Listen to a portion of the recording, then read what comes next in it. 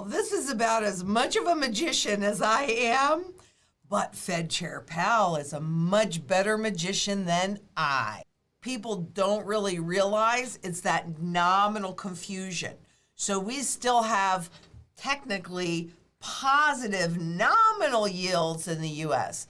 But if you're buying a bond and then you typically aren't taking into consideration inflation, but you should, you're getting below zero right now. On top of all of that, though, we are approaching quickly the debt ceiling. Now, somebody asked me yesterday, do I really think that that matters? And the answer is, I'm sure they're going to raise the debt ceiling again because they're not going to default on their loans. Having said that, though, the Treasury has had to work off from their general account all of the monies that they were holding in there. So when they say, well, we'll be able to pay our bills until mid-October, November, or whatever that date happens to be, it's because they're using this money in the Treasury. However, the point of this is the level of liquidity that this too pushes into the market. So here's the switcheroo, okay? Here's the switcheroo. Because at the same time, the Fed reverse repo from all that cash that's sloshing around in the money markets is frankly exploding. And so they have to do something about that because there were too many, believe this or not, too many restrictions. So you don't change behavior, you change the way you account, you change the rules, change the way you account for it, you change who can participate in it.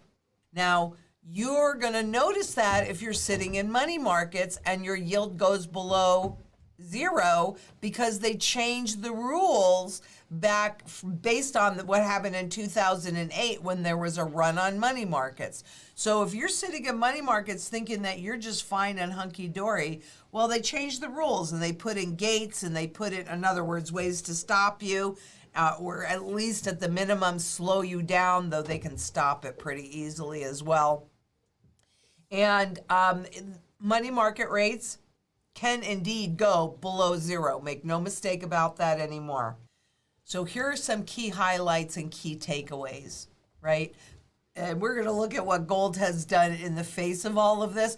But was this splashed all over the news? No, this part was pretty quiet. So here are your key takeaways. Number one, the Fed boosted the counterparty limit from 30 billion to 80 billion a day. Almost tripled it, not quite, but certainly more than doubled it.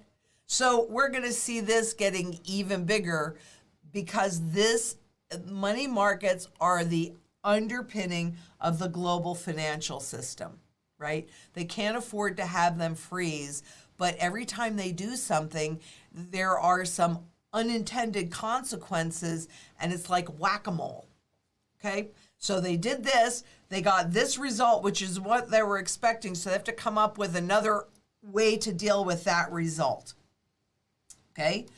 Now, they also made changes to counterparty eligibility so that it was more accessible for more counterparties. Look, whenever you have a counterparty, there is risk. Anything is only as safe as the counterparty to it.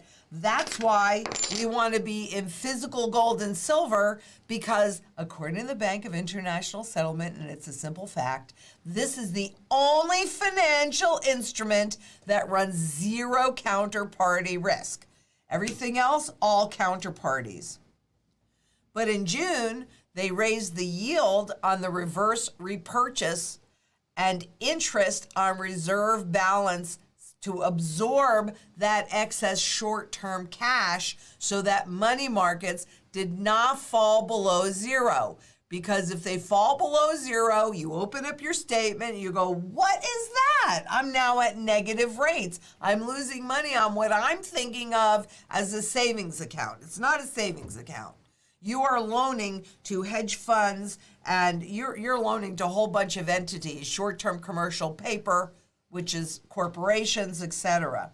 So they're trying to make it so that you can't see it, because they are great magicians in making things look like they want it to. But the Fed's RRP continues, that's the reverse repurchase agreements, continue to make all-time highs, surpassing $1 trillion for the first time since they started this experiment in 2013. The 80 billion counterparty limit has proven to be more of a constraint for the government-sponsored enterprises, which cannot earn interest on reserve balance, IORB, interest on reserve balance rate of 0.15% when it parks cash at the Fed.